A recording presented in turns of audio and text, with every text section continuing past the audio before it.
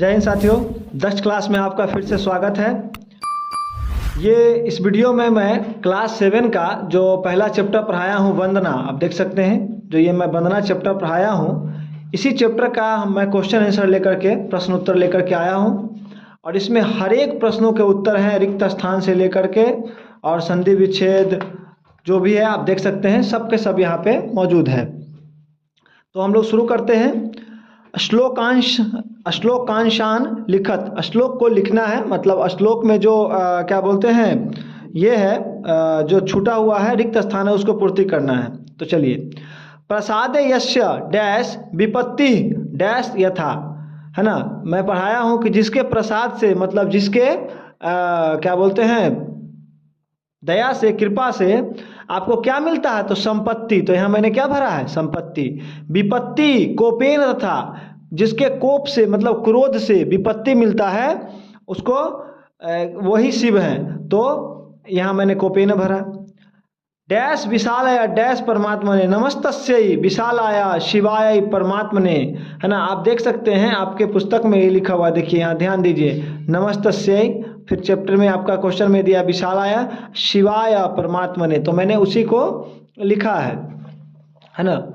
अब देखिए अगला है ख में नमामि देवम, फिर डैश, तो जगत जगदीश रूपम स्मरामि रम्यम डैश जगत स्वरूपम, तो च जगत स्वरूपम। इस तरह से ये हो गया। डैश तद वाचक शब्द वृंदम वादामी, उस शब्द को मैं बोलता हूँ, बार बार बोलता हूँ जो देव के द्वारा दिया गया। महेश्वर देव गणय रगम्यम, मतलब जो देवों के द्वारा बोला जाता है उस शब्द को मैं बोलता हूँ। तो इस तरह से आपका ये जो रिक्त स्थान वाला था वो कंप्लीट हो चुका है। अब हम लोग, हाँ एक और चीज़, यहाँ जो मैं 1 और 3 लिखा हूँ इसका मतलब ये हुआ कि मैं जो दिया हूँ वो 1 नंबर उसका है, और आपका मौखिक में 2, 1 और 2 पहले हो चुका है, इसलिए 3 से शुरू हुआ, इसलिए मैं यहाँ 3 लिखा हूँ। तो उस बात के लिए आप कंफ्यूज ना हो। अब हम लोग दूसरा नंबर क्वेश्चन देखते हैं। उत्तराणी लिखत, है ना, उत्तर जो है उसको लिखना है। शिवस्य प्रसादात किम मिलती, है ना, मतलब शिव के प्रसाद से क्या मिलता है, शिव के प्रसाद से क्या मिलता है। तो इसका उत्तर होगा शिवस्य प्रसादात संपत्ति मिलती, मतलब शिव के प्रसाद से संपत्ति मिलती है। ठीक है, ये पहला आपका प्रश्न हो गया। दूसरा है कस्य कोपेन विपत्ति लभ्यते, किसके कोप से, किसके क्रोध से विपत्ति लभ्यते, मतलब विपत्ति प्राप्त होती है या विपत्ति आती है ना। तो इसका उत्तर हो जाएगा शिवस्य कोपेन विपत्ति लभ्यते, शिव के कोप से या शिव के क्रोध से विपत्ति हमें मिलती है या विपत्ति हमारे ऊपर आती है ना। तो इस तरह से आपका पहला और दूसरा प्रश्न का उत्तर हुआ। मैं संस्कृत लिखता हूँ, साथ ही साथ हर एक शब्दों को हिंदी समझाने की कोशिश करता हूँ ताकि आपको कोई भी प्रॉब्लम न हो। ग नंबर में देखिए, जगत कीदृशम अस्ति, जगत कैसा दिखता है। जगत दृश्यम मतलब दिखता है, की मने कैसा, जगत मतलब संसार, अस्ति मने है। यह जो संसार है कैसा दिखता है, तो जगत रम्यम अस्ति, जगत जो है बहुत ही रम्य है, खुशनुमा है, बहुत खूबसूरत है ना। इस तरह से हुआ। अब हम लोग अगला क्वेश्चन को देखते हैं। हम लोग देखिए, अब इसका घ में है संसारस्य विनाशम कह करोति, संसार का विनाश कौन करते हैं, है ना। तो संसारस्य विनाशम शिवः करोति, संसार का विनाश शिव करते हैं, है ना।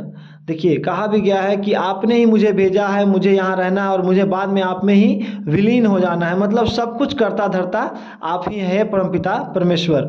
अंगा में है प्राणी नाम पालनम कह करोति, प्राणियों का पालना जो है वो कौन करते हैं, जो प्राणी है उनकी पालना कौन करते हैं। तो प्राणी नाम पालनम परमात्मा करोति, प्राणियों की पालना कौन करते हैं, परमात्मा करते हैं। परमात्मा मतलब वही ईश्वर, शिव, परमपिता परमेश्वर जो कहिए वो करते हैं, क्योंकि हमारी रक्षा, हमें जो भी चीज़ हमें मिलती है वो सब के सब उन्हीं की कृपा से मिलती है ना।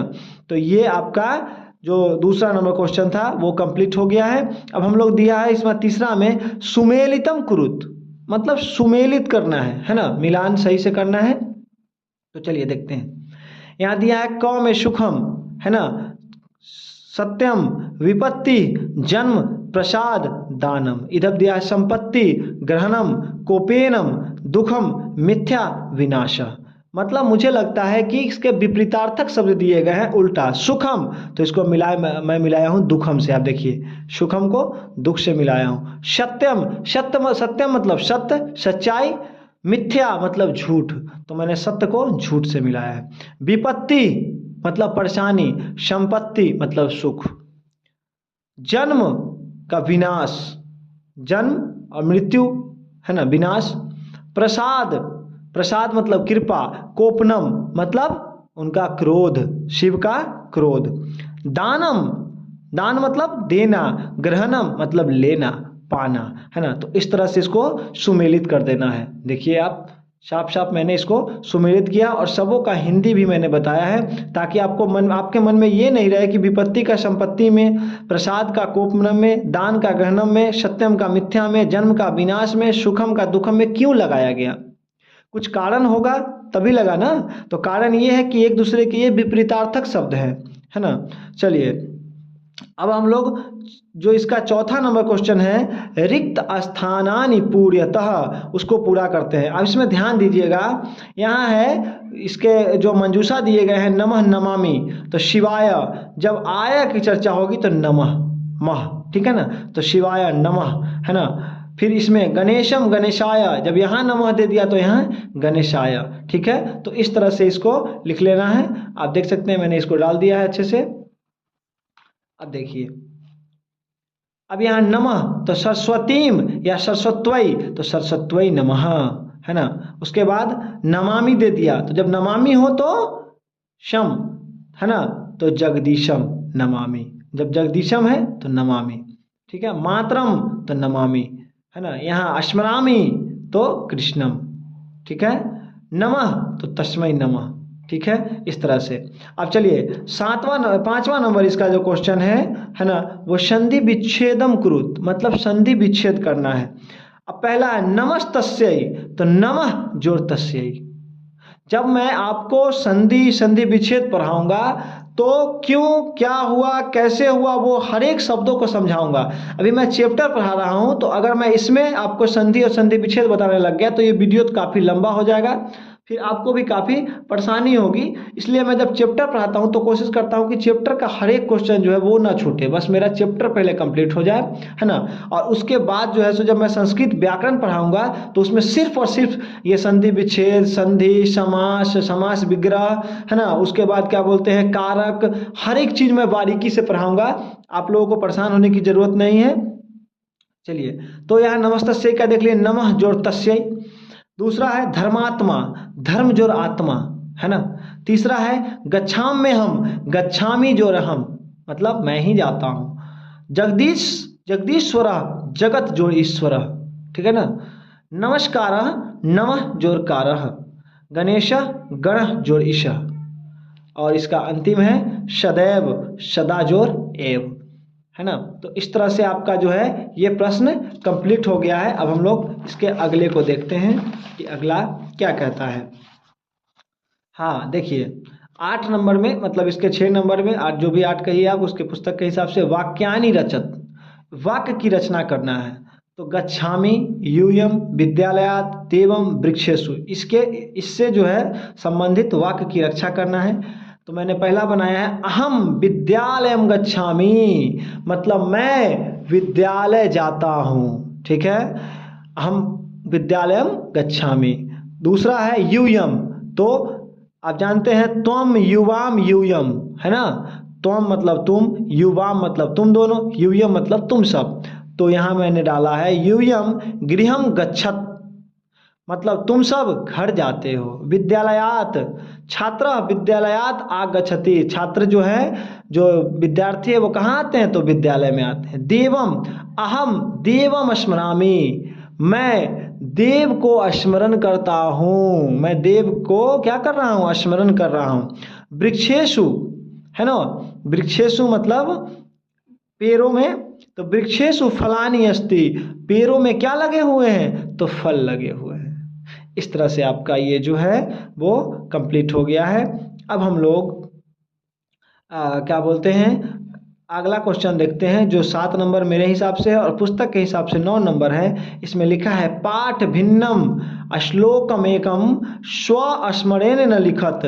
मतलब पाठ से भिन्न, पाठ से अलग, अपने स्मरण से, मतलब आपको जो याद है उससे आपको एक श्लोक लिखना है। तो मैंने एकदम आसान सा श्लोक लिखा है। ऐसे श्लोक तो बहुत सारे हैं, लेकिन मैंने एकदम आसान सा लिखा है ताकि आपको याद करने में थोड़ी सी भी परेशानी नहीं हो। ऑलमोस्ट 90% स्टूडेंट को ये जो श्लोक है ये याद ही रहता है। त्वमेव माता च पिता त्वमेव त्वमेव बंधु च सखा त्वमेव त्वमेव विद्या द्रविणं त्वमेव त्वमेव शर्मं मम देव देव। तो इस तरह ये जो श्लोक है ये सामान्य रूप से चलता रहता है, इसलिए लोगों को याद होता है और मैं इसीलिए इसको डाला हूँ। अगर आप कमेंट करके बोलेंगे कि सर ये श्लोक नहीं कुछ और श्लोक चाहिए तो मैं वो भी आपको बता दूंगा, है ना। अब 10 नंबर में देखिए, संस्कृत अनुवादम कुरुत। संस्कृत में क्या करना है? अनुवाद करना है। तो पहला है वह पिता को प्रणाम करता है। वह का इंग्लिश हो गया, सॉरी संस्कृत हो गया सह। पिता को पीतरम प्रणाम करता है प्रणमति। सह पीतरम प्रणमति। इसमें एक ये मेरा जो पूर्ण विराम था वो छूट गया था, है ना, तो आप डाल लेंगे। इन सब चीज़ों पे गलती नहीं करनी है। सह पीतरम प्रणमति, है ना। अब देखिए है ख में वे दोनों धन प्राप्त करते हैं, है ना। तो वे दोनों का अभी मैं बताया हूँ। शह तौ ते, शह मतलब वह, तौ मतलब वे दोनों, ते मतलब वे सब। शह तौ ते तम तौ तान तेन ताभ्याम तई। मैं सब कुछ हर एक क्या बोलते हैं आपको ये धातु रूप पढ़ाऊंगा तो उसमें हर एक चीज़ याद करवा दूंगा, मैं रटवा दूंगा, इतना परेशान होने की जरूरत नहीं है। तो वे दोनों तो तौ धन धनम प्राप्नुवन्तः, है ना। तो तौ धनम प्राप्नुवन्तः, इस तरह से हो गया आपका ये। तीसरा है ग में वे सब सत्य बोलते हैं, है ना। तो सह तौ ते मतलब ते मतलब वे सब, तो ते सत्यम वदंती। जब हम लोग सह तौ ते लगाते हैं तो उसमें उसके साथ जो धातु रूप लगता है ना, ती तह अंति, मतलब ती तह अंति, है ना। तो इसमें अंति लगा हुआ है तो वदंती। ते सत्यम वदंती, वे सब सत्य बोलते हैं। घ में है तुम वेद पढ़ते हो, तुम वेद पढ़ते हो, तो त्वम वेद पठसी, है ना। देवता को नमस्कार है देवाय नमः, देवता को नमस्कार है देवाय नमः, है ना। तुम दोनों विद्यालय जाते हो, तो युवाम विद्यालयम गच्छतः, युवाम विद्यालयम गच्छतः, ठीक है ना। तो इस तरह से इसका हो गया संस्कृत श्लोक, संस्कृत इसका क्या बोलते हैं अनुवाद।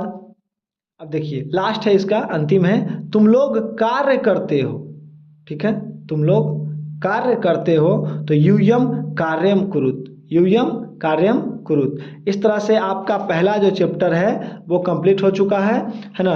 अब इसके अलावा इस चैप्टर में कोई भी क्वेश्चन नहीं बचा है। मैंने हर एक क्वेश्चन को, हर एक प्रश्न को अच्छे से समझाया है। बाकी आपको मेरा ये वीडियो कैसा लगा आप कमेंट करके ज़रूर बताएं, क्योंकि ये 10-12 मिनट के वीडियो में बहुत ज़्यादा मेहनत करना पड़ता है। इस 12 मिनट के वीडियो के पीछे कम से कम 2.5 से 3 घंटे का मेहनत हमारा होता है। तो आप लोग हमारे वीडियो को प्यार दें जिस तरह से पहले वीडियो में दे रहे हैं। मिलते हैं हम लोग अगले वीडियो में, तब तक के लिए जय हिंद।